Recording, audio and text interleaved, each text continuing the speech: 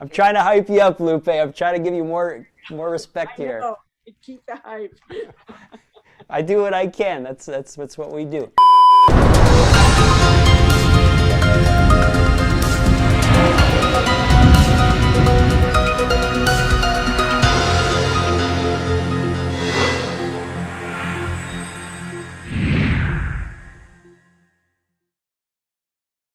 Welcome back to the Making Magic podcast. I'm Sean Jay, your host, and I'm a professional magician, speaker, and 3D designer. And this is all about inspiring interviews with the movers, the shakers, the visionaries, and the makers, the wizards behind the curtain that make the magic for you. Now, if this is your first time tuning into the show, thank you so much for taking the time out of your day to watch this stuff. I really do mean that when I say that, because this is a labor of love and a project of passion. So when you click that red subscribe button, which you should do if you haven't already, that's the way to go. Support this show.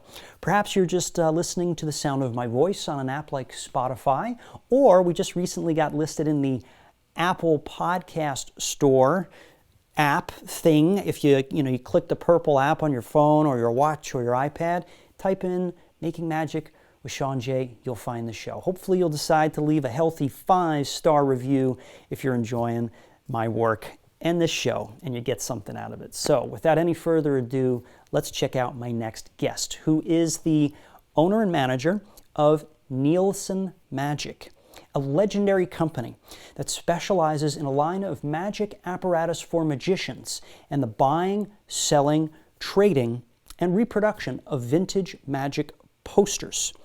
After a lifetime of traveling with magic, several years ago, she settled down and decided to start learning the nuances of fine woodworking. Working with her hands is very satisfying, and knowing that she makes heirloom-quality items of long-lasting beauty is very rewarding, and it's a great experience for her. So I'm really excited to dive into this interview with this very talented woman. Enjoy my insightful interview with the one and only Lupe Nielsen. Check it out.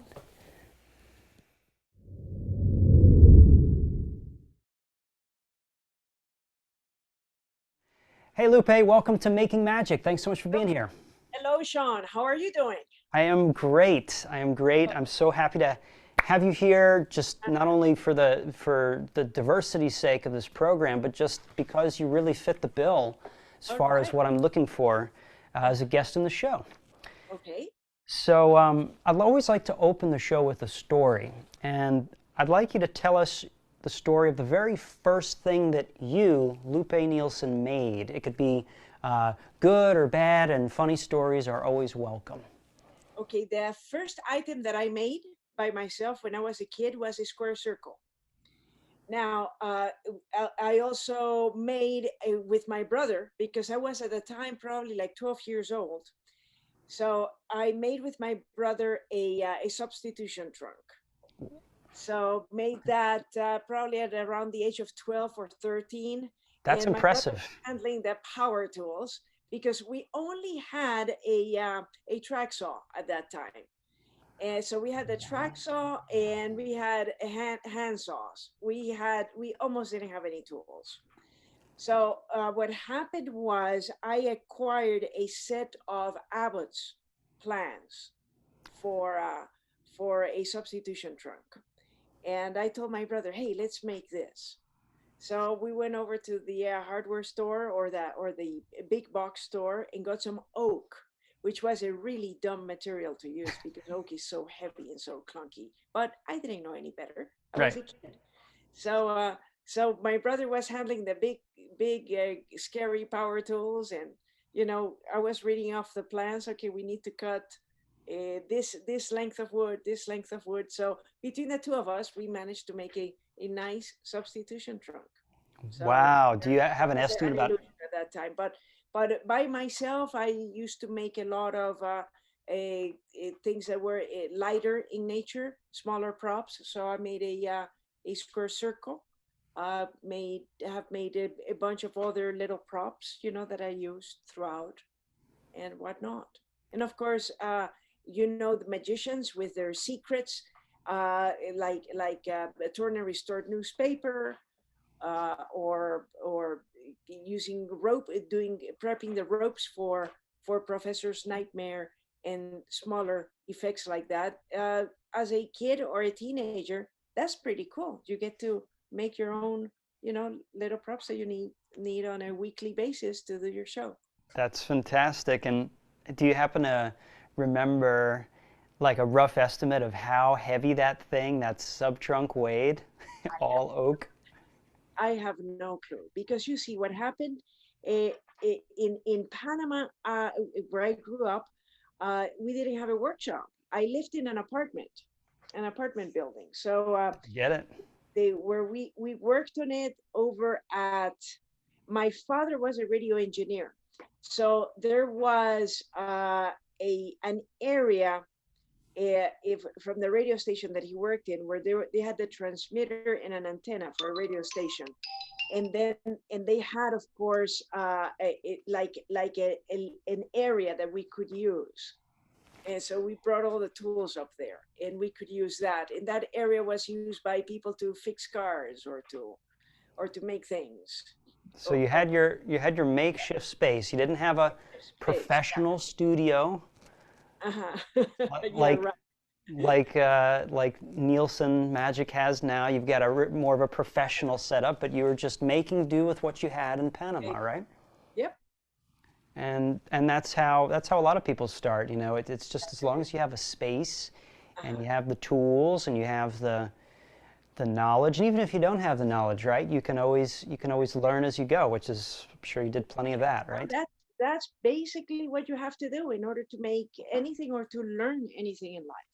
Is just plunge in and do it, and eventually it seems like all the forces in the universe will join, and there's the skies open and the windows and of opportunity open, and then you start meeting the right people that will teach you the right way to get something built, or whatever your wish is. If you truly have the desire, you'll eventually meet the right people that will give you some guidance on how to get better. Love it. Love it. Great words of wisdom that our viewers and listeners need to hear. Was there a particular clear-cut reason why you made those things to start off with? Was it something that you always wanted to make, or was it just the most accessible that you could with the tools? Or basically accessible with the tools, and why not try making a trick? I mean, I grew up in Panama, which is in Central America, so it wasn't easy to. There was no access to any magic shop, so we didn't have magic shops or anything, and I was just learning from books from the library, or a few things that I ordered from overseas and whatnot. So if you do not have access to the props themselves, sure, you have to be creative and make them. Yeah, it's almost, it seems to be a trend with many magicians, not only magicians, but just anybody who's kind of put in that situation when you start off with a very limiting situation, as most people would say, materially, financially. Exactly. It forces you to put your back against the wall and figure out, how am I going to get creative? How am I going to make this happen? I have this goal or this deadline, but I don't have the normal tools that most people would have. How can I work around that? Exactly. And that's been kind of like just how you live, basically. You're just always, any obstacle, you're just very good at working around obstacles, which is... And I think that if you don't have the means or access to a shop, it is a great opportunity to get creative and figure out a way of doing things. And sometimes you can develop your own style, your own technique, your own way to make things as well. Yeah. I remember hearing a story about the legendary performer Finn John, and he said the same thing. I think it was Finn John that said something like, I didn't own any regular magic books when I was growing up. In fact, I didn't have any, and so I just started playing around and just kind of with whatever I can get my hands on, and it turned out to be a blessing in disguise. just Yeah. to not go from zero to this structure that is the magic world that we live in, and there's these techniques and tools that we can learn. But when you don't have any of that, it's just kind of like the sky is almost the limit, and then you start thinking in strange and unique ways that you never would have thought about had you been given that framework to start with. Exactly. Yeah. And then it's just funny because every single plan that I read from a, plans that are for magic and non-magic plans for furniture making or in woodworking magazines or whatnot, there's always a mistake. Always 100%. There you can pinpoint the mistakes as you go along, as you start to build. And the reason for that is not, it probably is not purposeful, but you have the inventor of the trick, then you have the person that is writing the instructions, and you have another person drawing the plans. So that's an endeavor between three people. So there's a lot of room for mistakes there. Telephone game, basically. Yep, exactly. So the Abbott's plan had a very weird way on the secret secret thing in the sub trunk, and it took us a while to figure it out. How in the whole world does this thing work? So we eventually figured it out. But same with furniture. When I encountered plans for from other furniture builders that are put in a magazine or whatnot, there is, I always expect a mistake. Always find it. Yeah, as you start building it.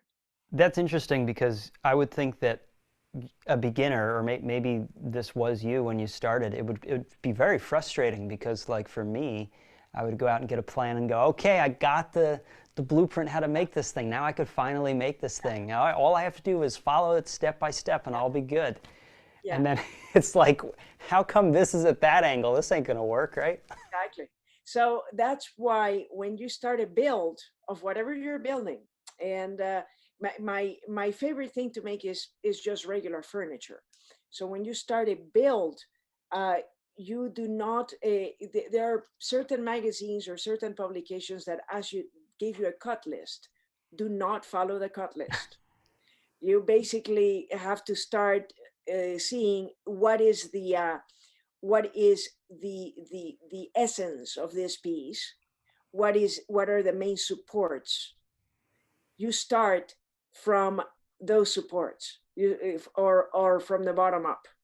So you start cutting as you go along, and then you use a cut list as a guide, but never cut all the parts at once. So you say, okay, this thing is made out on a platform or on a structure measuring 4 feet by 2 feet. Okay, Hmm. you start building that. You just cut the parts for that, and then, all right, now we have to make the other part of the structure. What does it contain? And then you start cutting as you build, and it is a far better method of building things. And as you start doing it step by step, you will start discovering the mistakes, and then you will start doing your problem solving, because if something doesn't fit with something else, you're still not out of material because you haven't done the cut list yet. Yes, yes, and the few woodworkers that I have worked around and worked with that have helped me with things, they always tell me, measure twice, cut once. Yep, You can always take wood off, but you can't put it back on. exactly. Yeah, I mean, I guess you can with wood glue, but it's never the same. never the same. It's just never the same. So no, this is all great advice. Most people would follow a cut list, I would think, and because it's so easy to get all excited about what you're going to build, and then you Exactly. just go, let me get it all taken care of. Let me go to the shop, get it all, and then you realize you don't have enough, or you have Uh-huh. too much. You've wasted. Yeah, and And I have to give a credit to the first proper um, cabinet maker or fine woodworker that I took classes from, and it's a lady here in town, and basically did never liked to measure, didn't like to measure, and didn't like to follow plans. hmm, So that approach was very liberating. Now that I have had over a decade of doing furniture, it has been a very liberating approach. And other friends that I have known that we follow that philosophy has been a very liberating approach to furniture making. Because now, if I want to make a certain piece, I don't have to wait or look for the plans. I just look at it and see what does that piece need, and you of course study the proportions, and you just start building it. You don't need the cut list, you don't need a plan. And the way to avoid measuring, there are a lot of tricks and tips that you can do to avoid measuring. uh, there are setup blocks, there are ways to cheat and and do a build with minimal measurements, seriously. And it has been quite rewarding. Yeah, I can imagine. Yeah, I mean, I heard another quote as well. I wish I could remember who this. It's not mine, but I read it in one of the magic books or publications, talking about the easy way versus the hard way. Actually, I do remember where this came from. Maximum Entertainment by Ken Weber. Okay. In the book, he talks about the easy way versus the hard way. Yes, this is Ken Weber, and he said something about talking about everything that goes into making great shows. You know, so many multi-layers, not just learning the trick and doing the trick. There's scripting, there's lighting, etc. You know all that. And he said a lot of people get frustrated because they just want to take the easy way out and just get to the stage. That's kind of the easy way per se. The hard way is doing everything else, all of the other pieces that make this beautiful puzzle. And he said it's in the short run, at first glance, it is the hard way, but after working with and figuring out how this hard way works, it gradually becomes the easier way. Exactly. The hard way becomes the easier way because you do the hard work of memorizing the script, for instance, which is to a lot of performers just boring and nobody cares about that. But you realize how it becomes the easy way, because then when you step on stage, boom, it's like autopilot. You can just go. And then it's the easy way. So you did that with woodworking thanks to your instructor. Now, I mean, that must have been, I would think it would frustrate a lot more than it would excite, just to say, oh, no, we don't have plans. We're just going to just kind of play around. And it is actually rather liberating. It's just amazing. And I went to a woodworking school last year. I was there, and which was pretty interesting because most of the students were already at an intermediate to advanced level. So nobody was a beginner, but there were a few engineers amongst the students, and it was interesting to see the engineering way of doing things and the woodworking practical way of doing things. The people that do a lot of woodworking tend to be more practical and approach. You have one piece of wood. If you want another piece of wood the same size, you use the first piece to measure, measure the rest. You would think, right? It's common sense, right? Right. Common sense. And engineers don't do that. Engineers have to take a tape measure and measure to exact measurement, and it's just so the few people that we're the woodworkers watching the engineers work. Oh God, Yeah. And they get so anal, so OCD that at a moment you start losing. They start losing that sense of the whole structure of the thing. They get to the details. Nothing wrong with that. Nothing wrong with that approach. There are many ways to do it, but everybody has their method. But then regarding the magic that you were saying, what Ken Weber is referring there to is to look at the whole of what you want to accomplish. And then what he's trying to give you is a sense of structure or a foundation. Once you get your foundation all set up, then everything just falls into place very smoothly. Correct. You got it, Lupe. Yes.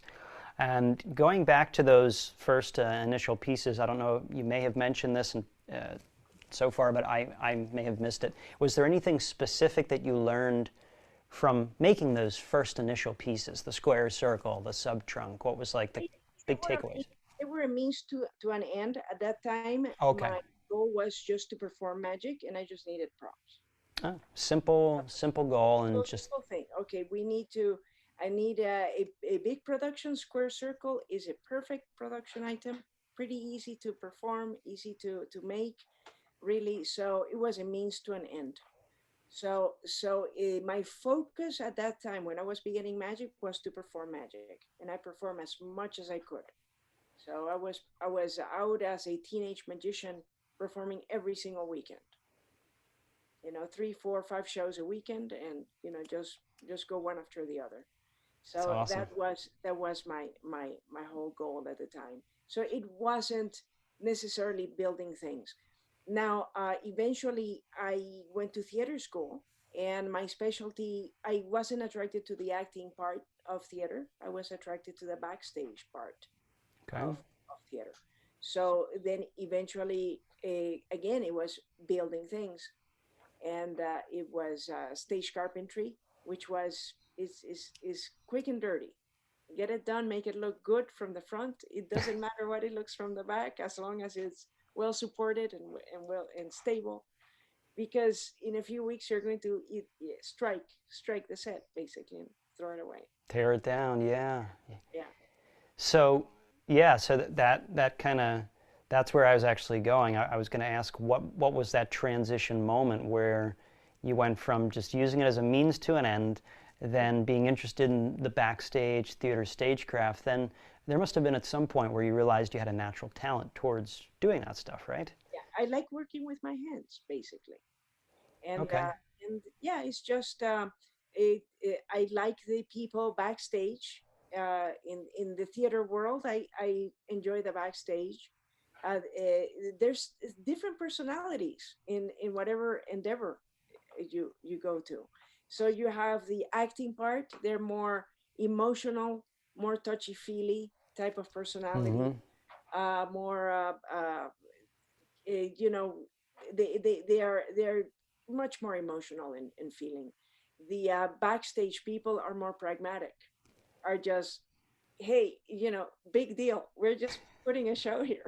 It's for Right. the actors, they can do their own thing there, but Yeah. we're just nailing a bunch of things together, and they have their set, and we just sit back, watch, and enjoy the show. So it's more a pragmatic attitude to life and to problem solving in general, and I like that. So I didn't like to get all emotional and All all worked up for nothing, right? worked up about a play. Come on, it's just a play. It's It's just a play. It's called a yeah, play because you're yeah, supposed to be playing, and that's what you did backstage, exactly. right? It's just a play, though. It's not brain surgery, people. So don't take it too seriously. We're just having fun here. So it probably fit my personality. I just like to work with my hands Okay. and just uh, be backstage and have fun. Fair enough. Fair enough. Just following your natural inclinations and tendencies, and it just organically evolved into the way your life has been. To just focusing even more on that, I guess. Straightforward. Yeah. Cool, cool. And knowing what you know right now, just with all of your life experience, doing all of your amazing work with Nielsen Magic and everything prior, is there anything that you would have wished you would have told your younger self to avoid making the mistakes that you Okay. made when you were much younger? I don't know. Let's see.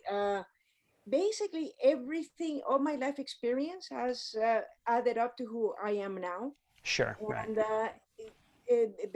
the mistakes that one makes in one life is what teaches you the most.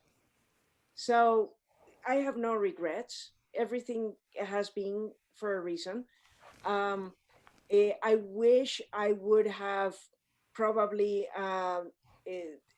learned more of the technical things beforehand, or even if develop more knowledge, taking advantage of even more opportunities that I had. And sometimes I didn't take those opportunities as I should have, but everything is fine. Everything developed smoothly, and it made me the person who I am today. So I have no regrets. Everything has been fine. That is why we love you, Lupe. It's like that's your just your whole life attitude. See, there are always different ways of viewing things. You know, when things happen to people, good or bad, oftentimes people always take the negative approach. They go, oh yeah, that well, you know, if it's a good thing, the person will go, oh yeah, that happened just because I got lucky, rather than being grateful for it. Or if, you know, something bad happens, then the person will say, oh well, yeah, it's because I suck or this and that. But that's why, you know, I love the way you think, because instead of taking the negative approach, you understand and you accept. You say, you know, I was younger. I'm allowed to make mistakes, Of and then you course, learn from and them. you learn from your mistakes more than you learn from your successes. And if It's a you good point. suck, great. You know, if you suck, it's fine. I'm so grateful that when I was a kid, you didn't have social media or people taping you on a phone or watching too carefully and you sucking and it was all over YouTube. Yeah, I yeah, had that's the true. opportunity to suck, you know. So you have the opportunity to suck, to have your successes and everything else. And thank God there wasn't any social media when we were That's young. because, yeah, you don't want that a part of your No, legacy. You just no, want. that is in the past. Forget it. You know, you think about the now, what you are now. That's good. That's no, that's great. You're actually, I think, the first guest that I've interviewed thus far that has put it that way. Everybody usually can pinpoint something that they just some big regret, but it's nice and refreshing to know that that's great. That's great. So, okay, switching gears a little bit. Back to what you do with your hands, the amazing things that you make with your hands. Can you tell us about something like your favorite thing that you've recently made? Favorite thing? Good Yeah, Lord. Let's see. Does it have to be magic? doesn't. It can be whatever you want that you made. I just love making furniture. That's just my thing now. Right now, uh, it, due to health reasons, I have not been able to make to make work on more projects that I would like to. Understood. But let's see on the magic part. Let's go to the magic part. I made the visible block penetration. It's a trick that Okido made in the 1950s. Okido was a magician from Holland, and he worked at the turn of the 20th century. He had an act. He had a silent act. He never developed a full stage show because he was deaf. So he had a silent act that he did throughout the early 20th century, and he also had a shadowgraphy act where he did shadows with his hands. Mm, And he worked for Thurston, and he was a builder. So he eventually moved to the United States and started building for several magic shop owners like Joe Berg and so on. And he built props for them. So in the 1950s, he developed this block penetration trick. So now my husband, Norm, studied with Okido in the 1960s. oh, wow. So Okido gave Norm permission to make any of the tricks that he had ever made. That's So, legendary. That's so cool. That is so then awesome. in about 2008, Norm was trying to figure out, okay, what trick can I make of Okido's? So he said, oh, nobody has made the block penetration from Okido. So he decided to revisit that trick. Uh, the original Okido trick used two panels of glass to obstruct. This block had to penetrate these two panels of glass. So Norm made a prototype using the two panels of glass, and we didn't like it because you were fiddling too much with two pieces. I mean, the trick is as good if you have a block penetrate a single sheet of glass as if it does two sheets of glass. Sure. Yeah. I mean, I, it makes it more impossible, but if you're fiddling around, your whole timing is yeah. not as elegant or as you don't have enough economy of movement that way. So Norm decided I'm going to use just one sheet of glass. So he made a few prototypes, and eventually he came up with a model that we're making now. So he did it. He made, I think, 24 units in 2008. And then eventually he passed away, or he wasn't able to make the another batch of it because he had Alzheimer's before he passed away last year. So there was Eugene Berger, in his latest book, wrote a chapter on the visible block penetration that Norm made. And the author of the book, who was Larry Haas, asked me, can you make the visible block penetration? Because normally I make 24 units of it. So I said, let me look at it. Let me revise it. Now, Norm at that time was not able to make it again. So it was up to me to remake it. And then I added a few improvements on the super duper secret gimmick inside. So that was improved. And because the more iterations you make of a trick, you tend to improve the previous build. So that was a nice, challenging effect to make. And just for, oh, sorry, go ahead. It took forever to make, but I have made two batches since then. Wow. Handmade. Yeah. So that's that. And then regarding furniture, all the pieces that you see in the background here in the room, I have made. Oh, cool. The bookcase back there, the rocking chair in the back. That corner piece is a sewing machine table, which actually opens, completely. And the sewing machine is on a mechanism that is like a plunger mechanism that you can push it in or out of the table. Oh, that's awesome. So it drops down and raises up. Down and raises up. Yeah. Oh, that's great. So all this piece over here is a chest of drawers I made. So all the furniture in this room is practically made by myself. Wow. And just for the people, because this is also going on like Spotify and other podcast apps where they can't see what you're pointing or referring to, just for the people who don't know what the visible block penetration is, can you just, in one sentence, describe the effect? Well, the visible block penetration is an old trick. You take a block of wood measuring approximately 3.5 inches cube, and you show it. Yep, 3.5 inches cube, and you show it to the audience as solid. It can be examined and everything. And you take a like a chimney. Is like a tunnel. Is a tunnel made out of wood, which has openings on the front, and of course the openings on the ends. That's what makes it a tube or a tunnel. And you show it freely to the audience. And then you take a piece of glass and you insert it in the middle of this tunnel through two slots that are on the sides. And then you take the block and you drop it there. Of course, the block is going to be stopped by the glass in the middle of that wooden tunnel. And you can see the block on the upper section of the tunnel because there's a hole there. And then when you say the magic words or you do your magic pass, you can actually see that block penetrating the glass very, very slowly until it pops out from the other side.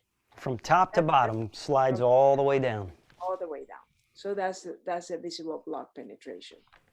Very, very cool. And it's a puzzle type of effect. So it's one of these puzzling little pieces of apparatus. And Eugene really liked that type of trick. So that's why he wrote a whole chapter in the last book he wrote. Yeah, it's funny, Eugene was known as this close-up guy, but then secretly he had this obsession with apparatus stuff from what I found, and he had this whole apparatus collection, right? Yeah, and it's just a lot of fun. Yeah, the apparatus is part of the magic as well. They're fun, like almost toys for magicians. Exactly.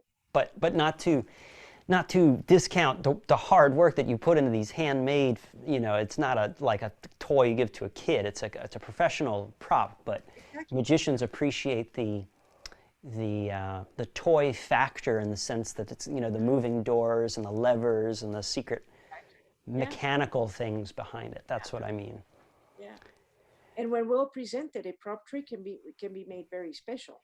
There are some performers that can make a prop uh, be very mystifying and very interesting to an audience of regular people. So because people appreciate that also.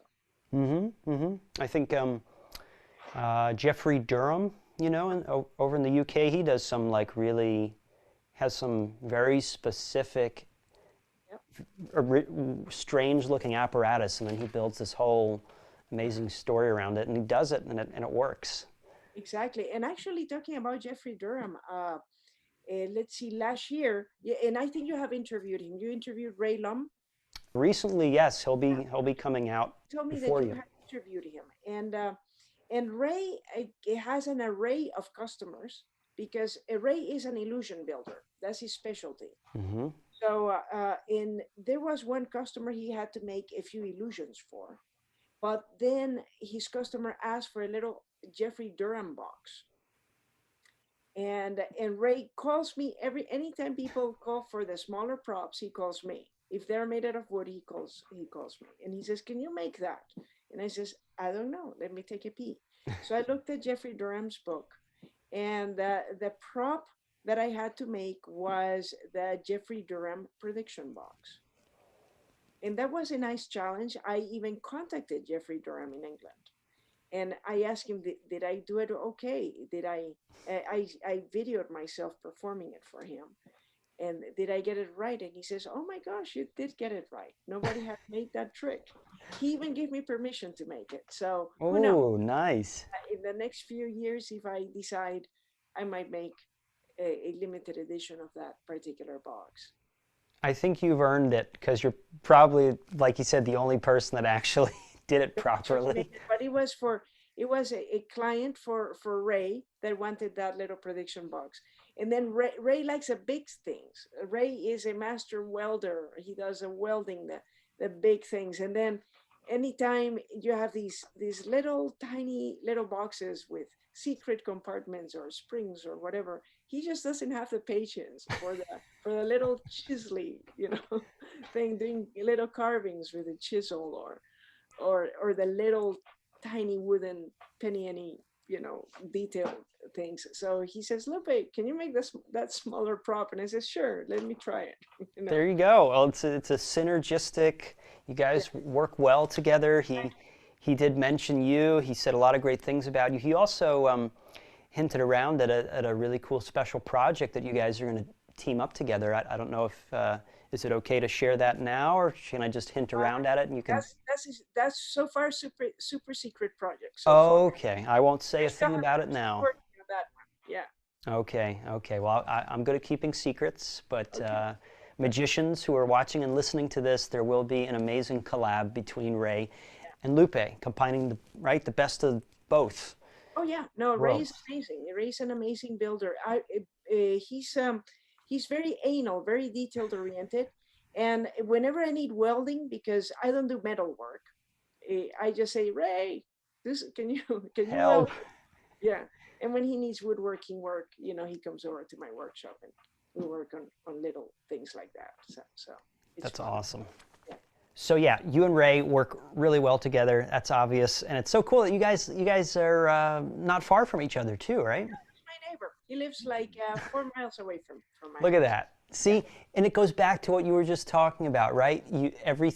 One thing leads to the next, and stepping stones, and you're putting it out there in the universe. And your next door neighbor is one of the best, another best in the biz prop builder that can pick up where your skill set doesn't want to go, and vice versa. Exactly. Exactly. No, so that's is I love those collaborations, and that's great.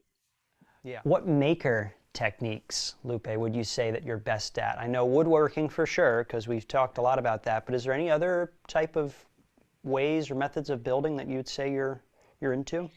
Basically, woodworking has three things that when you do woodworking, there are three things that you need to know. Basically, and it is like with any material out there. You have the people that do sewing, that work with fabric. Uh, with woodworking, you're working with wood. So the first thing that you have to know when you're woodworking is how to cut the material.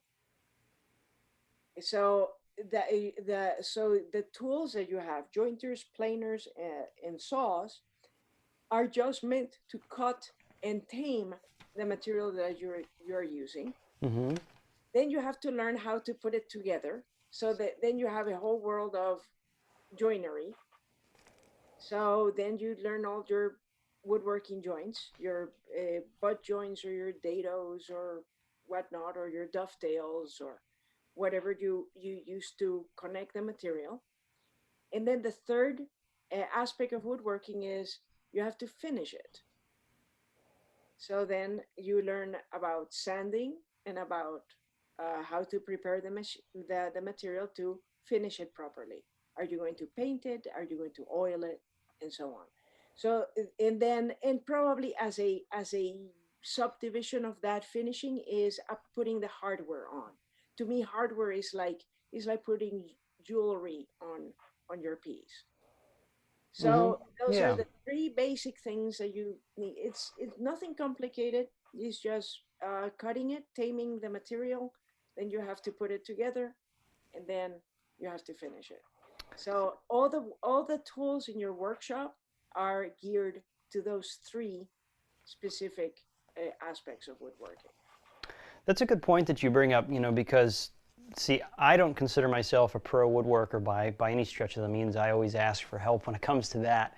So it's good because I just learned, I think of the term woodworking as like one thing, Yeah, but you just kind of opened up the box per yeah, se to kind of enlighten me and anybody else who wasn't aware that there's a ton of other subsets and skills that fall under the name, the label of woodworking or woodworker. I there's mean, a that's lot. that's that's so true. It's like there's a whole host of things that Yeah, that and then at what level do you want to be?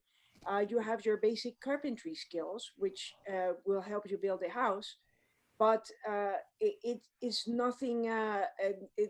Is not necessarily detailed work. It's just when you're framing a house, it's just quick and very fast and very rough woodworking, because then you're going to cover all that up uh, right. with the drywall or whatnot, that you will eventually finish. And then you have your other fine woodworkers that appreciate a certain quality due to the construction practices or the finishing touches that you put on a certain piece. And then there's so many subsets, and I appreciate them all. I love to see to hear from people that do wood turning, that work on a lathe, and that's all they do. There are master carvers that they can carve and sculpt things out of wood, and that's another subset. And then you have your finishers that all they do is they receive a piece and they just do outstanding finishes for you. So there's so many subsets. Same with magic. You have your close-up magicians, your stage magicians, your comedy guys, the mentalists, and some of those mentalists say, "Oh no, I read minds. I will never touch an illusion. Oh me, no, no, I don't do boxes. I do mind reading, Or Yeah. you have your snobbish close-up magicians. Oh, I do sleight of hand and will never use a piece of apparatus. So, and then you have other guys that just have fun with it, with the magic. Come on, people, it's just a magic trick, It's just a play. We're just playing It's just a around. play. It's just fun. So, it's just I get amused at how seriously some of the guys take themselves. It's not. I mean, so you couldn't find the guy's card. So big deal. You're right. It's not life or death here we're talking Not a about. life or death thing. Unless you're watching a performance by Robert Neal, maybe. Maybe exactly. The Yeah. only the hardcore Hard.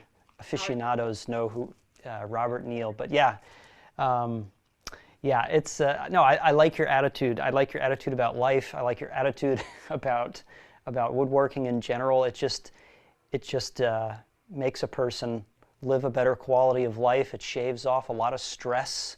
Yeah. It You know, I think if people in general wouldn't take themselves so seriously, I Yeah, think people would just, just have fun. And the only thing that I have learned in this life is uh, find what you like and what you love, what you have fun doing, and just do it. And that's it. The universe will take care of you in at the end. You know, if you are enjoying what you're doing, you will have fun overall. Just have fun and don't take yourself too seriously. easy enough, simple and easy, wise words. What maker techniques are you interested in learning about this year, if there are any Here. new, Gosh. maybe woodworking tweaks or something that? Oh gosh. I I would like to take more time to refine my technique on working on the lathe, wood turning. Okay. One of the things I would like to eventually do is learn to turn with more precision for in order to see if I could make turned magic props, Hmm. ball and bases. There's a very limited market to that, but it's very rewarding to be able to achieve that because now you're working not as intuitively as a regular wood turner would work, but you are being more precise, being more exact in your measurements. Because with like a ball and base trick, you have to be extremely precise. One piece has to Yeah, fit inside another, in order to make it sure. cohesive. Yeah, Yeah, and you it's can't, very you, difficult to do. Yeah. tolerances can't be off with that one. Exactly. It's And not then gonna, you have the big problem, and that's what I would love to learn from other craftsmen that have done that, but they're almost gone. I think there's only one great turning wood turning craftsman out there, Angelo Iafrate, who's in Pennsylvania, who who still makes probably some of the finest turnings I have seen. And I think there's Alan Zagorski in California who used to own Owens Magic, who's an extremely good turner. hmm. Because as I'm getting into that world of wood turning. You have to consider the wood itself. It expands and contracts. And when you have very high tolerances like that, it would be interesting to see what their solutions are to to handling the expansion and contraction of the wood with those close tolerances. I was thinking the same thing, you know, like let's just say billiard balls, for Yep. instance, the classic ones. Uh-huh. Everything about them was all wood, and when you think Right. about that, just the original method, Yeah. you know, you would think it's so fragile, just being wood and so not much wood to deal with Exactly. when we're And talking then, about billiard balls. probably the reason the traditional ones work is because the secret a, a gimmick for that, along with the balls, are made of exactly the same material, so everything expands and contracts accordingly. But once you put that inside a ball and vase trick, which uses a similar method as the multiplying balls, then you have the ball and vase issue. It could be made of another material. And then you have to consider the expansion and contraction for that. Interesting. Yeah, Only seasoned, serious woodworkers consider this kind of ponder this kind of stuff. But it's a very important question worth pondering. yeah, yeah. So I still have a lot to learn, and I look forward to eventually finding the answers too. That's so cool, and that's what I love about this whole making world. There really is never a time where people can stop learning because there's always going to be something different. There's always going to be another technique, another material, Yeah, right? Man-made, or maybe people can discover new things to do with natural materials that have never been done before. So that's cool. Yeah, wood turning is fascinating. What about the favorite prop or thing, or any, whether it be furniture or magic related, that you've designed in the past? We've talked about some of the first things you ever made, but what about the favorite thing you've ever made from the past? oh my God. that is tough to say. See, I for know, because you make so much. You have such a I great. make a lot of things, and the thing is that once I make a piece, it's made. I just go on to the next thing. Okay. So, so a favorite thing I have made. One of the favorites, I guess. Uh, I would say one of the biggest accomplishments is that bookcase behind me. It looks like a big accomplishment. Because it's made out of cherry. I completely designed it from top to bottom. It has a very subtle taper from top to bottom as well. It's oriental. It has a laser engraving throughout the doors, Nice. and it is just it's just a well made piece that I'm very proud of. And then you see that rocking chair on the back. I do. That I did it as a challenge to myself. The design is not mine. It is from a American designer called Sam Maloof. Sam Okay. Maloof is one of the iconic American designers from the middle of the 20th century. He passed Wow. away about 12 to 14 years ago, Okay. but his work is featured at the Smithsonian. And Wow.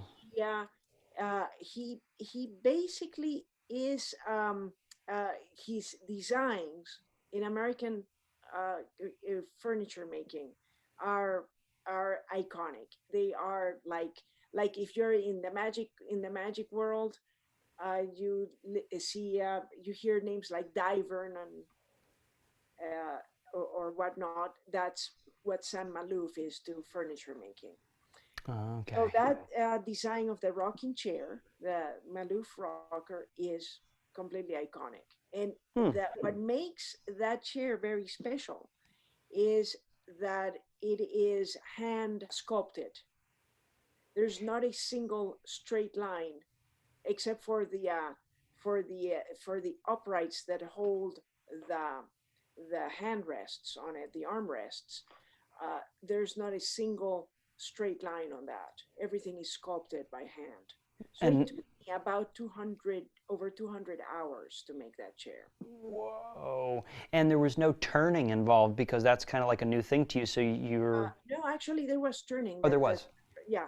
So there's everything on that chair. You Oh. have to sculpt the seat, the back of it, and it's ergonomic, completely ergonomic. It's very comfortable. Huh. So it has a lumbar support on the back, and it involves everything that I have ever learned about woodworking is in that chair. That's so cool. It Yeah. just So you have represents. a sculpted. I had to use spoke shaves for that, grinders for that. Everything I knew about woodworking, and the joinery with that is rather involved as well. So it's that is probably like that's like graduate studies in woodworking. I That's why I love that piece, simply because it took everything I know to make that chair. And I bet now the next time you see or sit in a rocking chair, you appreciate it a lot more, Oh right? yeah, exactly. Yeah. And I think No, people will too after hearing and seeing what we're yeah, talking about. yeah. So that is probably the most challenging piece. I still like the bookcase that you see in the back. So it's just that, and then with wood turning, I have made a lot of things that are turned, but it's mostly on a practical sense, from a woodworking sense, plates or bowls or your regular things. But eventually, I want to get more precision and dabble with turn magic props. You could be straight out of Harry Potter, Lupe. You're turning and making these beautiful. Magic ones, and I have done a few. I have done a few for people that request them. I am not into the wands because everybody and their mother turns wands. Got it.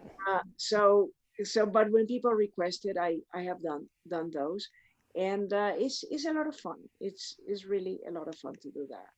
And the more ones I make, the more little tricks and tips I discovered on how to make them better in the finishes and whatnot. Right. Always learning, always improving. Exactly. never stopping the learning process, which is great. What would you consider, Lupe, the biggest DIY prop making fail of all time that you ever had? Oh gosh, fail. Ooh, Disaster, catastrophe, you know, uh, cutting yourself accidentally, or maybe something falling apart, or nothing that comes to mind because wood is very forgiving. Wood is extremely forgiving, as you say, and if you're well prepared, any failure that you have, you can fix it. So let's see. Once upon a time, Norm and I were making checker cabinets, and I think Norm called me to the workshop. You know what? I glued the carriage backwards or something like oops, that's no good. yeah. So eventually we modified it, and it was a save. It was saved. It's not a big deal. Again, it's just Okay. yeah. It's just it's very fixable. Woodworking is so fixable. It's just unbelievable. As long as you do not do the cut list, never work from a cut list. As long as you work progressively, if you get to a point where you make a mistake because you haven't cut the remaining of your material, you can eventually fix it. Hmm. So it is very fixable. Problems that you encounter is problems with the material. Sometimes the plywood that you get for a specific project is wonky, and like the last batch of visible block penetrations, I wanted to make uh, 50 of them for that batch. Hmm. And so I normally make 54 because I know that I'm going to lose a bunch because of all the steps that have to be done. Hmm. And I probably lost about 8. I ended up with 46 and I was not happy with it. So eventually I took another sheet of plywood and I made the other 4 because darn it, I was going to have 50. So I worked on only the 4 that were mistaken. And the reason for that was that the plywood that I was using was a little wonky. And it's And when just like no matter what you did, it wasn't you, it was the it material in wasn't this gonna case. be right. And then when you get to a certain stage and you start cutting the wood, because it's wonky, your your cuts or your miters are not going to join exactly precisely where you want them to be. There's I going to to- be I a get it. gap or something horrible. So I had to throw out 8 of those simply because probably one of the sheets of plywood was was bad. Was wrong. Mm. There's nothing I could do, and you never realize it until you start putting the whole thing And together. so you start trying to fit the thing. Yeah, oh Yeah, boy, and wow. then it won't work together. So, is it an epic mistake? No, I wouldn't call it epic, but I would call it serious enough that I had to spend a couple of extra days fixing that mistake in order to have the batch that I wanted to have. no, I feel you. I agree. Like I said, I'm not a woodworker, but I'm pretty good in the domain of plastic with Yeah. using this machine behind me, and Oh, it's very similar yeah. in the sense that if you use filament that is too old or absorbed too much moisture, Oh, tell me about yeah, you can spend, I could spend $75, $100 on like some real exotic plastic filament, but then it absorbs all the moisture. No matter how tight I've got those tolerances, and if my model, I know it fits together, it's just going to be a mess on that thing, and it's going to be so it. frustrating. I've, in the past, have blown through quite a bit of And filament learning that the hard way. and then you learn it the hard way. Then you realize that plastic has a shelf life. Totally, Yeah, totally and does. then if you use a certain plastic that is too old, then you're wondering why the heck it's not working as it's supposed to be working. It's very finicky. It's a really finicky thing. People think it's so simple. And Ray was in my interview with Ray, he was joking. He's like, it doesn't, even he said, even a child can operate a CNC machine. All they have to do is push a button or a 3D printer. Yes and no. I mean, it's kind of funny. You know, he was talking about how he does everything old school, and I mean, he has a point, but still, maybe because he doesn't play with it that much, there's a lot of little variables and a lot of things that can go wrong with that. Yeah, and I am appreciating that from my friends that do a lot of resin casting Mm, and epoxy that's work. really finicky stuff. And that is super finicky. And let me tell you one issue I was having for the longest time, and nobody would teach it to me because I didn't know of anybody that did it in this town. Everybody takes it for granted, you know, CA finish, cyanoacrylate, Okay, super glue. super glue finishes. Everybody says, "Oh, it's so easy to do, easy to do." And I tried it, and the first pieces that I was finishing with CA glue, no, it wasn't easy. I thought it would. No, it's not. Eventually, you figure out that it's only a certain type of CA that works, and then you start realizing that the CA has to be very fresh, and then you realize that the CA is hydrophilic and it's affected by humidity. And you start getting into all these things. Is you're emplasticating the wood basically with CA, Yeah, but yeah, yeah. Okay, right. you're starting to realize that this material is so finicky. It ages. It attracts moisture, and when it attracts moisture, it's not good. And to get the perfect CA finish, it took me probably about a year to figure out all Wow. the ins and outs of CA, so that now I'm confident. Okay, I'm going to CA this, and I know that it's going to be a perfect finish. Yeah. But before I didn't know all the variables of the CA until you start asking around or Or figuring it just out. trying it and saying, "Whoa, this is Right? not what I was expecting." Exactly. Yeah. So with plastics, I can imagine working with plastics. That is so finicky.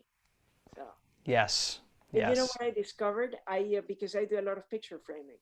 I Okay. discovered I didn't know until like 2 years ago that there is a blade that you can put in a table saw just to cut plastic. I always was wondering how come my piece of plastic always has these little chips, and Yeah, it was chips bothering or like melted kind of ride up me. along the edge. Yeah, and I thought, I don't know. How can I avoid that? Now, it didn't bother me as much because when you're framing, that edge is hidden behind the frame itself. Mm, Nobody's going to ever see it. So mm. it's not a big deal. But in the back of my mind, I thought, this is not quality. You have to, I can do better than this. And then I was looking at a chat group or whatever, and they were talking exactly about that. And somebody says, "Oh yeah, a Forest, which is a manufacturer of saw blades, Okay. makes a blade just for plastic that you can put on your regular table saw to cut plastic."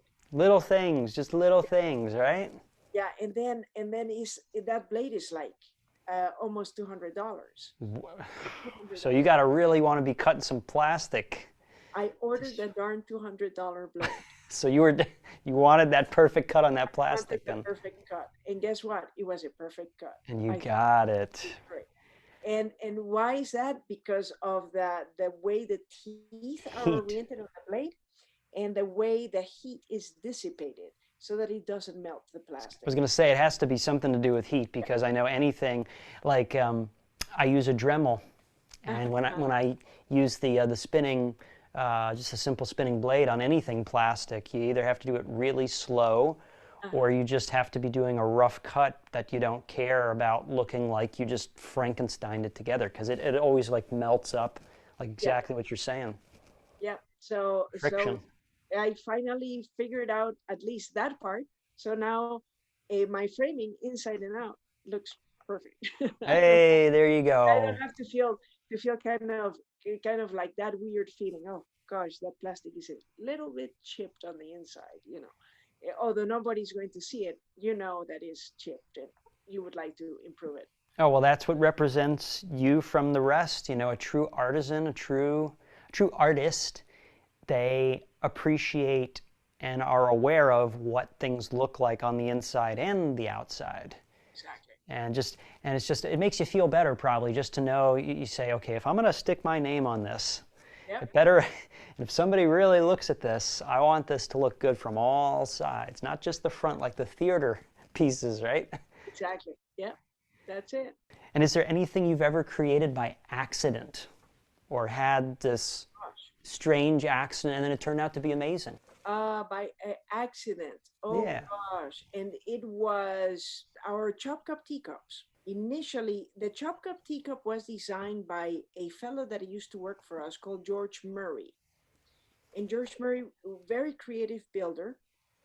And what happened was that he was putting the super duper gimmick on the cup and on the balls and everything in order to create this chop cup effect.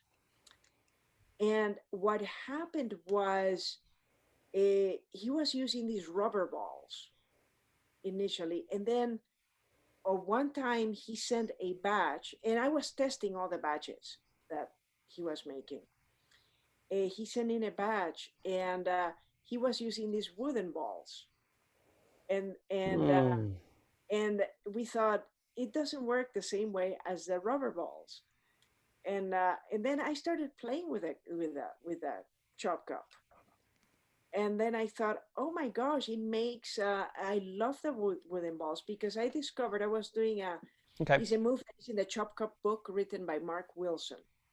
And this guy was, what he did when he moved that chop cup, he actually shook the chop cup before revealing the ball. And that did two things. It allowed the ball to appear, and then did the revelation, so that it would avoid the ball sticking to the secret whatever of the chop thing. cups. If you're a magician, you'll know what it is. So when I did that, it started making a bell sound. And when you buy our chop cup teacups, it was due to that mistake that George made. Oh, that's so cool. That instead of giving us a rubber ball, he did the wooden balls. So he basically gave you the unique selling point on accident. The selling point of that trick, yeah.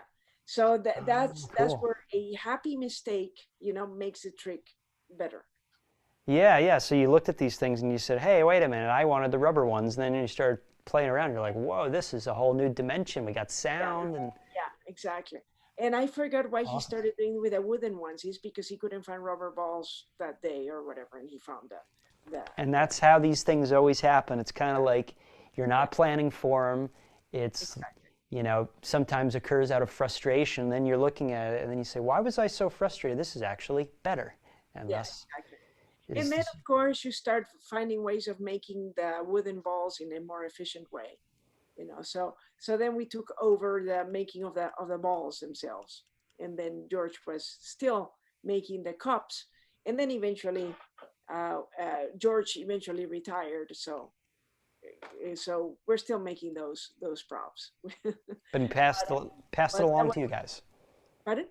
Passed it along to you. Oh yeah, he passed it along to us. Yeah. Now I believe that you touched on this at the beginning. What inspired you to be a maker, Lupe? The first making experience that I have for magic was working at Collector's Workshop when I used to live in Virginia. Where is what workshop? Collector's Workshop. You remember Collector's Workshop? Collector's Workshop. Sorry, it broke up, but now we got it. Collector's Workshop. Yes. It was a company in Virginia, in Middleburg, Virginia, that used to make fine apparatus. But I digress. Before that, my mentor for magic at that time was Scotty York. Great mentor to have. Pardon? I see. Is it a great mentor to have? Oh yeah, he was my mentor in magic in the late 1980s and early 1990s, when I was living in Northern Virginia. And Scotty was a retired, he was a mechanical engineer at the Department of Transportation in DC. And before he had that job as an engineer for the DOT, he was a mechanic. Hmm. He used to own a car dealership as well. So he had his car dealership in Illinois, where he was from. Then he eventually, of course, moved to DC. Now, because he was a mechanic, his whole garage was set up for fixing and repairing cars.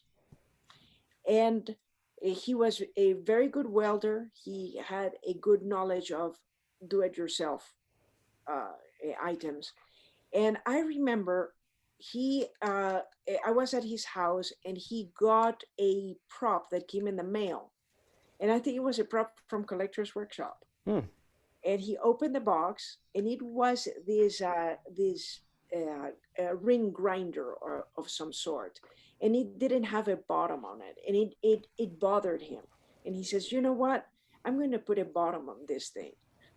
So we went to his workshop and he took a piece of metal, solder it on a brass on the box that was already a manufactured trick. So he decided to modify that trick. Okay. Modify it. He soldered it. He polished it or whatever. It looked like $1,000,000. He improved the trick that already came to him in the mail. So that, and then I thought, that is pretty cool. You're not building the trick from scratch. You are improving the trick. You're doing whatever you want. With the freedom. There's no limits. The freedom, right? Words, just because you buy the trick from a magic supplier, and it comes to you, and there is a certain aspect that you don't like about it, well, don't be limited. Just change it. That is a great mindset to have, and that's probably, seems to me like Scotty York kind of set you on that right path, especially with just when you learned from the first woodworking teacher about not going by the cut list, right? It's the same kind of mentality. Yeah. So sometimes people that are not makers call and they say, well, why isn't this prop like this or like that or whatever. And what they don't realize is that this prop is probably made as part of a batch. It's not a custom item. So when you get a prop, don't allow the way that the prop is made to limit you. Change it. Go ahead and make changes to it. Go ahead and paint it in a different way. If your style is completely different and the prop is too cheesy in the paint job, paint it a different way. Don't let that. It's just a prop. It's just a box. Just go to Home Depot, buy some spray paint and paint it to your style. That's great. Yeah, and people I think, again, going back to like a core life concept, right? People get stuck in this mentality where they think, oh, I'm in this certain situation that I cannot change. And because they're making the assumption that that's just the way it is. I bought this thing, that's the way it's supposed to look. Not necessarily, no. Because people are inventing new things all the time, and the people that invent things and come up with the next greatest things, they are the ones that are willing. I think, like, they break stuff. They like to take stuff and go, oh, what's that? Oh, I broke it. Oh, let's put it back together, and it turns out to be 10 times better. Yeah. So basically, that was inspirational to see Scotty modifying a trick that came in the mail. Yeah. I didn't like it. Okay, I'm going to add this other thing to the prop. Love it. Love it. So eventually it was Scotty that introduced me to the guys at Collector's Workshop. And I got to meet Nick Ruggiero and Jane. He was married to Jane Smith, who was Les Smith's daughter. And as you know, Les Smith used to own Owen Magic Supreme in California. So, and Nick Ruggiero was in partnership with Rich Block. And then they owned Collector's Workshop at the time. Got it. So years later, they had a job opening, and I got the job, and I was working with them for about 2 years, and that's when a whole world of magic,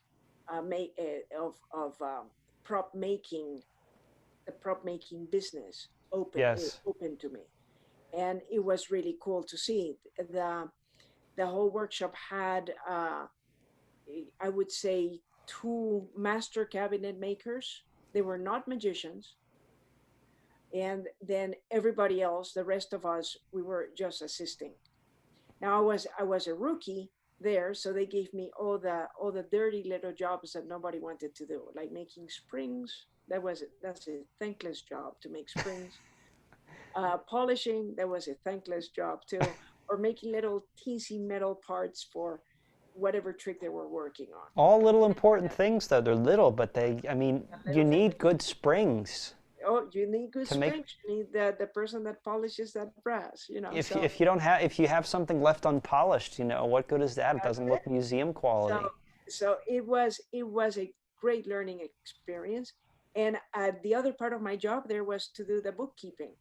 So I saw exactly the numbers on that shop, and I thought to myself, gee, you don't make any money making magic. Yeah, yeah. I didn't want to say it, but I figured you were going to go there. Yeah, you don't make any money doing this. So it was a great learning experience.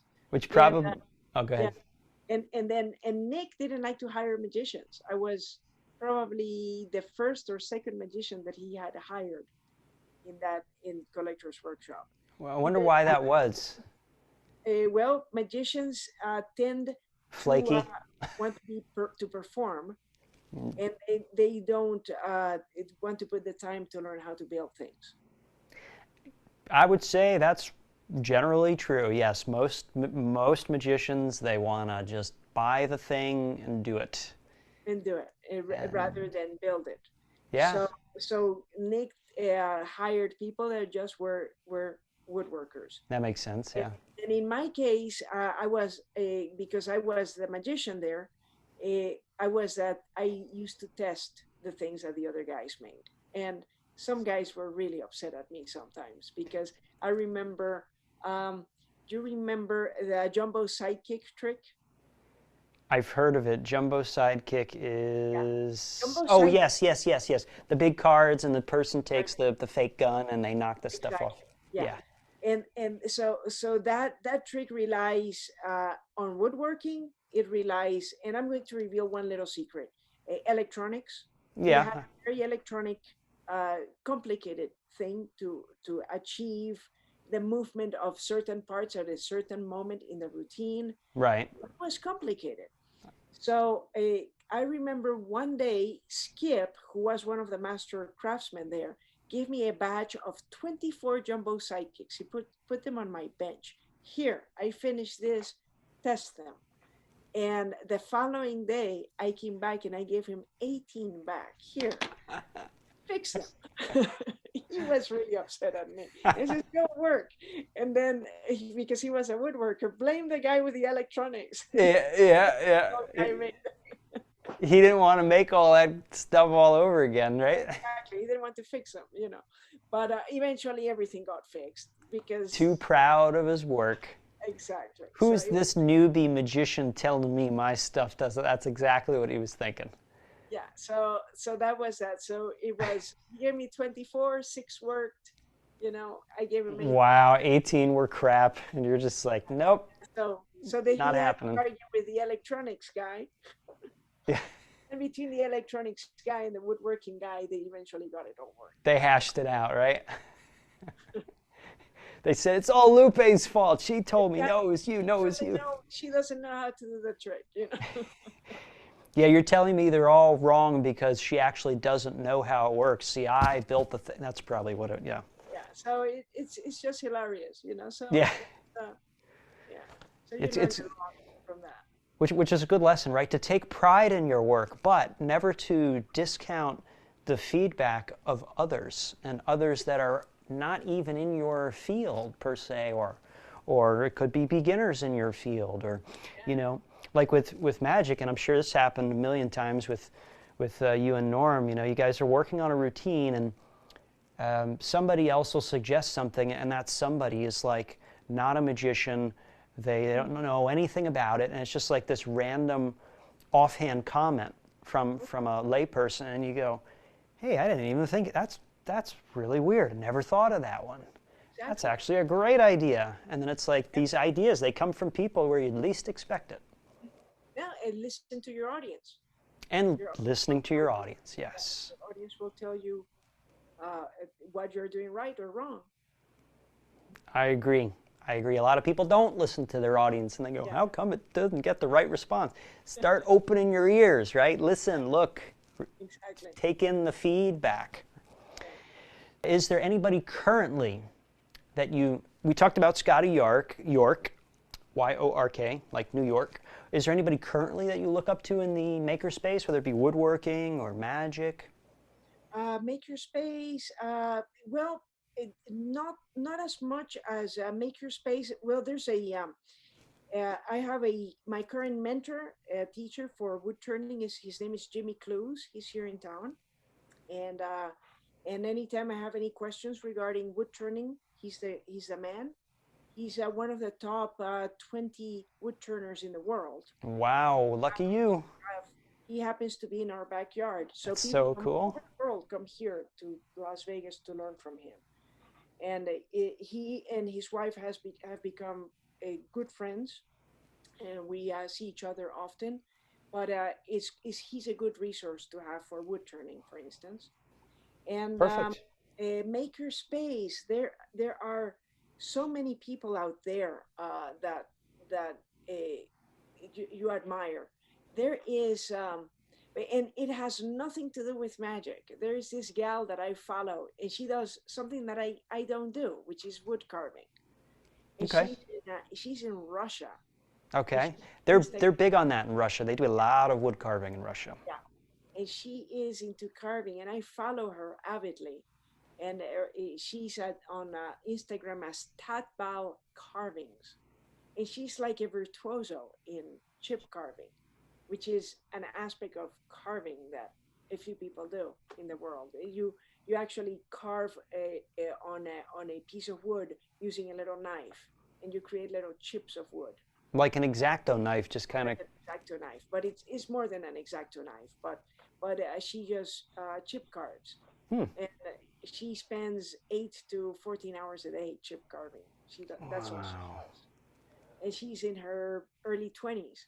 So, and she's a virtuoso. She's the best chip carver I have ever seen.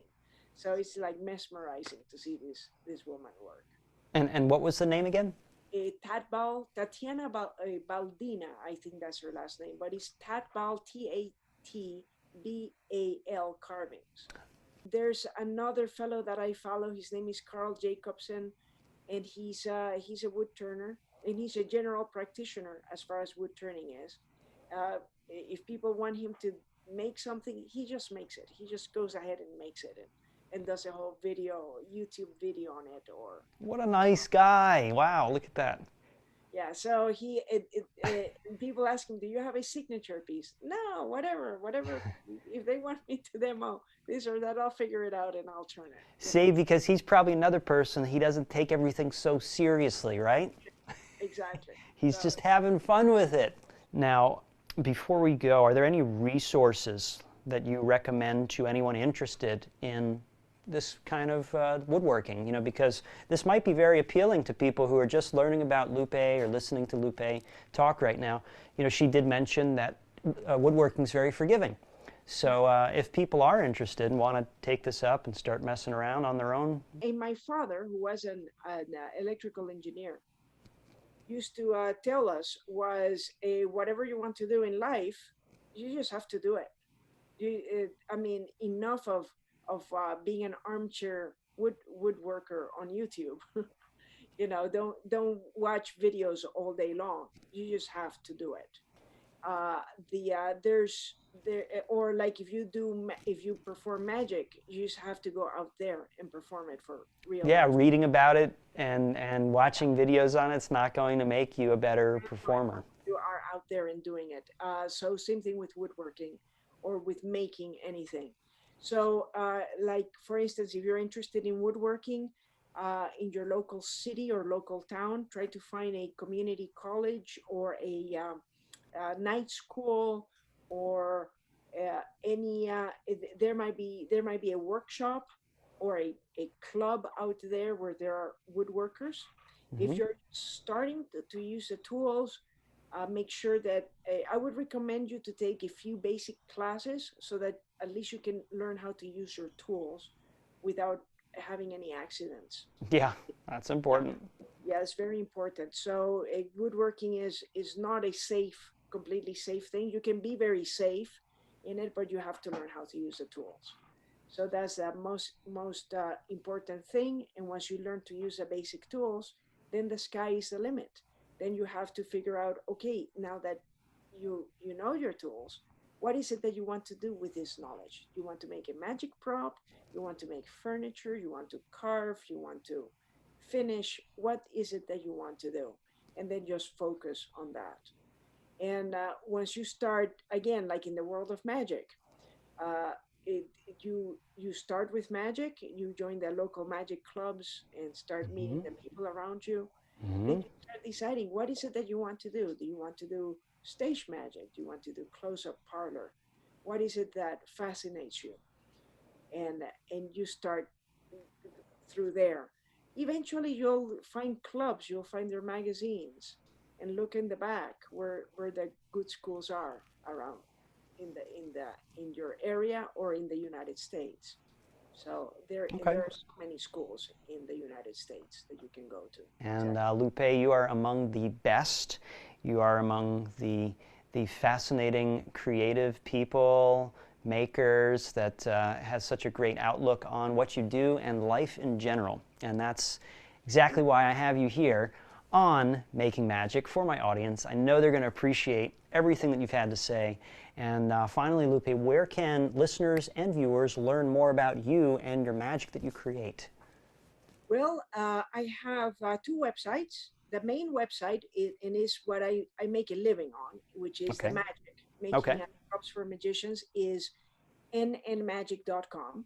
N as in Norm Nielsen.